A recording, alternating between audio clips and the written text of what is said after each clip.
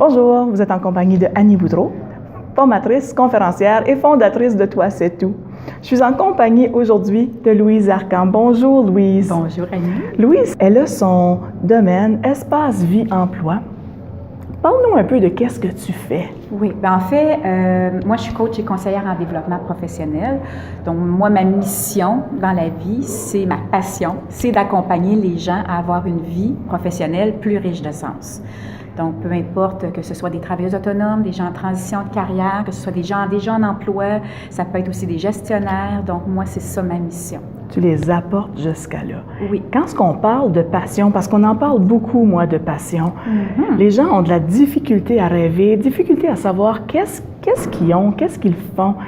Comment tu peux aider une personne à découvrir sa passion? Oui, écoute, j'aime beaucoup ta question parce que les gens, surtout ma clientèle, soit travailleurs autonomes ou soit les gens qui sont en transition de carrière, en questionnement pour dire qu'est-ce que je peux faire de plus?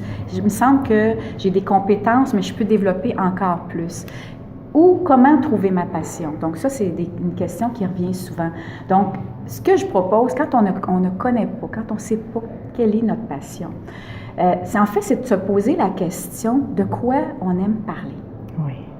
Souvent, on ne se rend pas compte, mais il y a des sujets qui nous interpellent, puis il y a des gens là, qui vont vraiment être captivés par ce qu'on dit. Qu'est-ce qu'on a à dire, parce qu'on aime ça. On est informé. Qu'est-ce qu'on lit?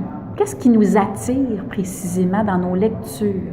Au niveau du cinéma, au niveau culturel, au niveau de nos routines, que ce soit, bon, il y a des gens par exemple, je peux donner un cas précis. J'ai une cliente elle était notaire. OK. Puis, elle était vraiment malheureuse parce qu'elle était notaire. Bon, c'était le grand-papa qui avait été notaire, après ça, le papa.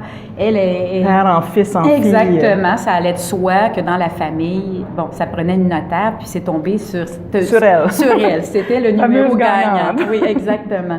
Donc, elle a fait ça quand même plusieurs années, mais elle était vraiment malheureuse. Donc, quand elle est venue vers moi, on a fait cette démarche-là, puis elle avait le pouce vert. Elle prenait des plantes, puis ça poussait rapidement et tout ça. Puis même en faisant, bon, elle se posait la question, qu'est-ce que je vais faire? Mais même en faisant toutes sortes de tests, parce que moi, il y a des tests psychométriques et tout ça, mais tout ce qui était horticulture, ça sortait fort. Mais même parce qu'elle disait, depuis qu'elle était toute petite, qu'elle aimait ça, elle aimait se retrouver dans la nature, marcher à l'extérieur et tout ça. Bien, elle a été faire un DEP, imagine-toi, un diplôme d'études professionnelles, okay. Donc niveau secondaire professionnel. Puis l'avocate, la notaire qui a fait quand même beaucoup d'études, là, exactement. Elle est tombée à une autre case, puis je l'ai recroisée plus tard, puis elle m'a dit, Louise, c'est le choix le plus merveilleux, mais en même temps, elle ne s'était pas connectée vraiment à qui elle était. Elle faisait vraiment, finalement, c'était le choix des autres autour d'elle.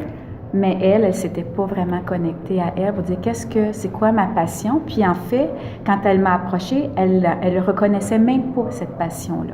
Parce que comment tu peux dire, comme moi je le sais, j'ai ma réponse, mais quelle réponse que tu aurais à OK, je fais quelque chose, j'aime quelque chose, mais comment je peux dire, hey, c'est une passion pour moi?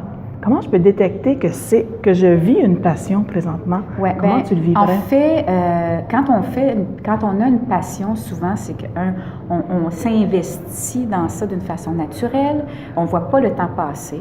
On pourrait faire ça gratuitement, à la limite, ou faire du bénévolat dans ça, puis on ne compte pas nos heures de la même façon. Quand on est vraiment malheureux en emploi, on compte les jours avant la retraite. Là, on voit, on n'est plus du tout dans une passion. Plus dans notre zone du tout, là. Mais la passion fait vraiment que c'est ça qui fait que c'est un levier incroyable pour vraiment dire, bon, moi, j'ouvre la porte le matin, je peux faire vraiment, j'ai de l'énergie, j'ai l'impression, on entend souvent l'expression être sur son X. Oui. Donc là, on sait vraiment quand on vit de notre passion, c'est que comme moi, là, moi, c'est une réorientation de carrière. J'ai été 20 ans designer d'intérieur. Puis à un moment donné, je me sentais vide à l'intérieur de moi, malgré le succès et tout.